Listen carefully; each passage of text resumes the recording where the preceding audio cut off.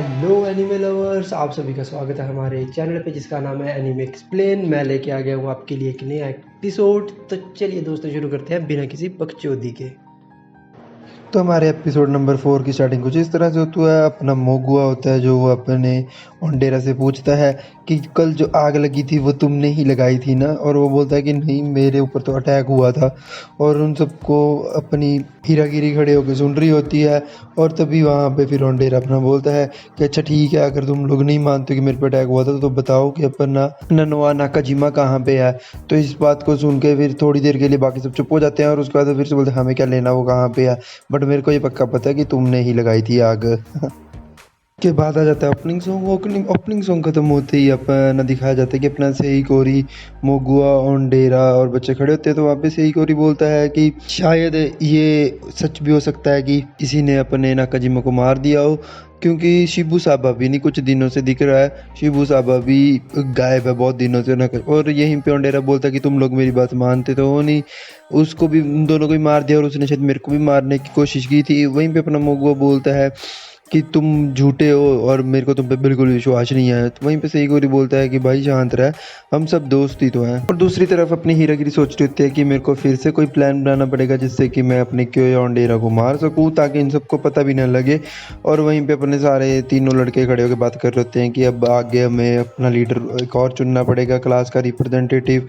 और उसके बाद वहीं पे जैसे वीडियो में दिख रहा है ये दो लड़कियां आती हैं।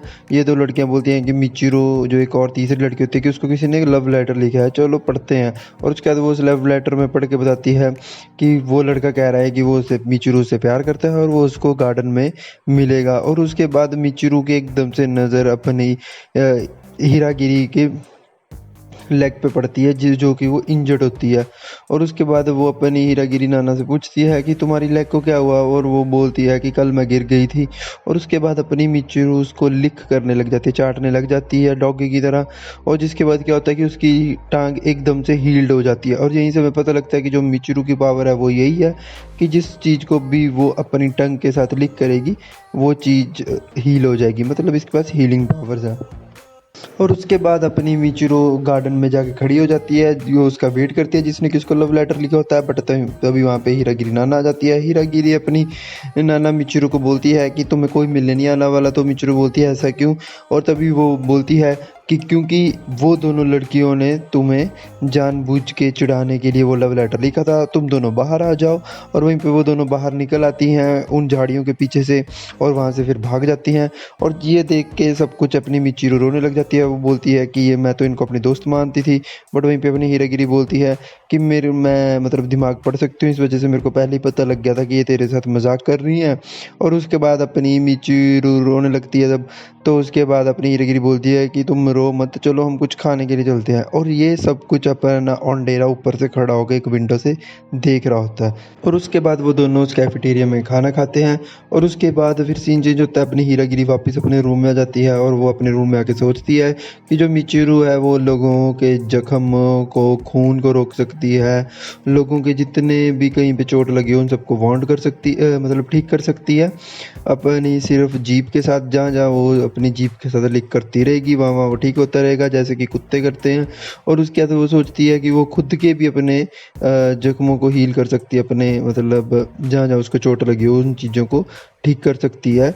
बट उसकी वहाँ पे टंग पहुँचनी चाहिए। तो वो सोचती है कि मेरे को उसको पीछे से मारना होगा, उसकी पीठ में मारना होगा ताकि वो उसको हील ही ना कर पाए। और उसके बाद वो जैसे ही वो एक शार्प टूल को लेके बाहर निकलने लगती है, उसके रूम के बाहर ही ओंडेरा बैठा होता है जिसको देख के वो थोड़ी सी हैरान हो जाती है।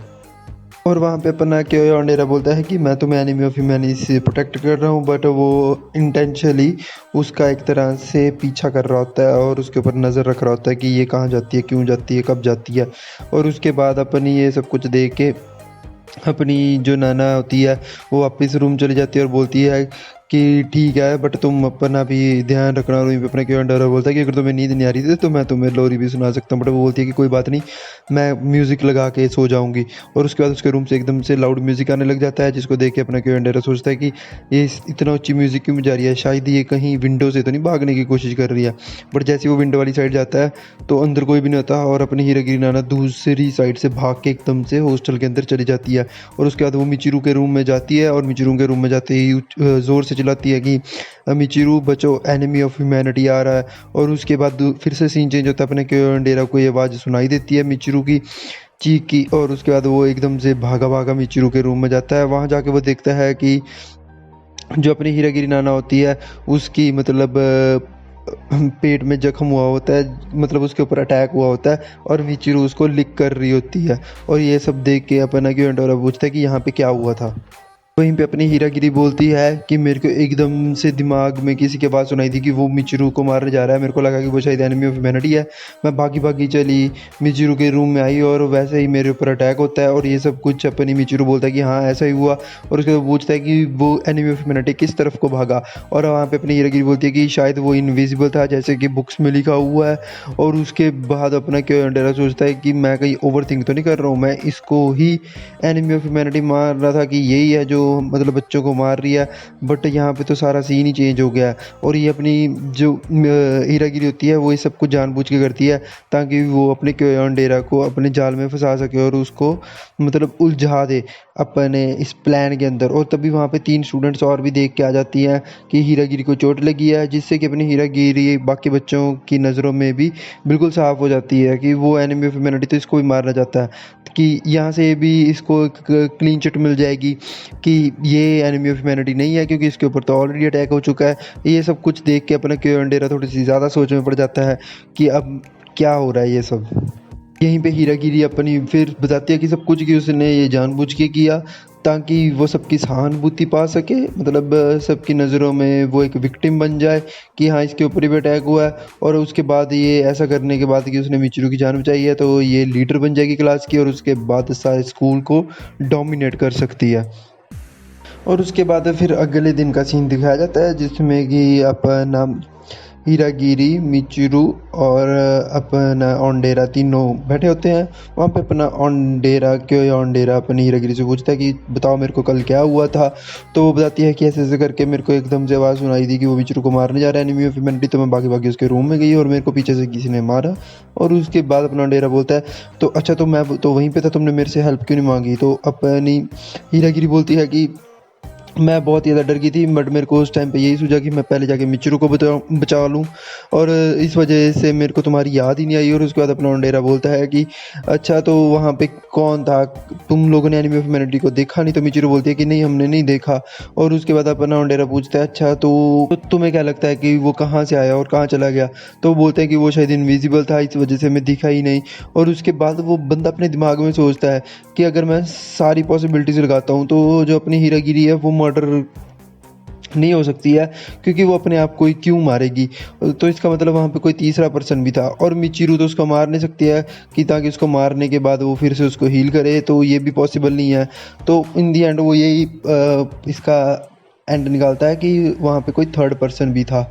और ये सोच के दूसरी तरफ अपनी हीरागिरी सोच रही होती है कि जब तुम ये सोचोगे कि हाँ मैं ही हूँ जो एनिमी ऑफ ह्यूमैनिटी, या मैं ही हूँ जो अपने नाकाजिमा और शिबुसावा को मारा है, तब तक तुम एक डेड एंड पे पहुँच जाओगे। मतलब कोई भी क्ल्यू तुम्हें ऐसा नहीं मिलेगा जो कि ये साबित कर दे कि हाँ मैंने ही उन दोनों को मारा है।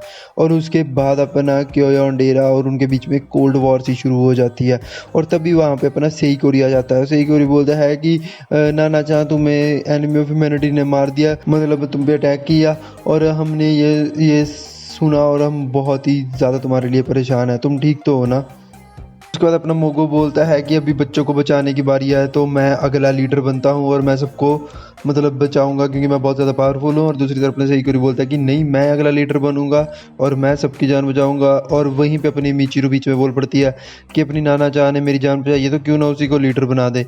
और उसके बाद अपनी दोनों मोगुआ और सेइकोरी मान जाते हैं कि ठीक है, तो नाना को बना देते हैं लीडर। और ये सुन के अपनी नाना बड़ी ज़्यादा खुश हो जाती है, और नाना अपनी बोलती है कि हाँ, मैं लीडर बनने को तैयार हूँ और हम सब मिलके एनिमी ऑफ ह्यूमैनिटी को मारेंगे और एक दूसरे की जान भी बचाएंगे।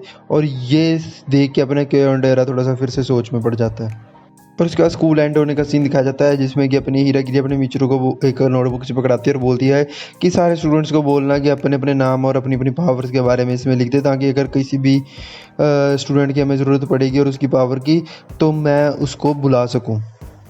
बाद वहीं पे अपना क्योंडेरा भी आ जाता है और क्योंडेरा अपनी हीरागिरी को बोलता है कि सॉरी, मैंने तुमको मतलब मुजरिम माना कि तुम ही हो जो कि मतलब ये सब कुछ कर रही हो। और उसके बाद हीर को बोलती है कि कोई बात नहीं, बट तुमने ऐसा क्यों सोचा। और उसके बाद अपना क्योंडेरा बोलता है कि वो छोड़ो, बट मेरे को ऐसा लगता है कि तुम्हारे ऊपर जो अटैक किया एनिमी ऑफ ह्यूमैनिटी ने वो किसी शार्प चीज़ से की है। मतलब या तो वो स्क्रू ड्राइवर हो सकता है, या कोई एक शार्प सी ऑब्जेक्ट हो सकता है जिसको गीगी मिट बोलते हैं। और उसके बाद अपनी हीरागिरी बोलती तुम्हें ऐसा क्यों लगता है, क्या पता वो कोई पंजाबी हो उस एनिमी ऑफ ह्यूमैनिटी का।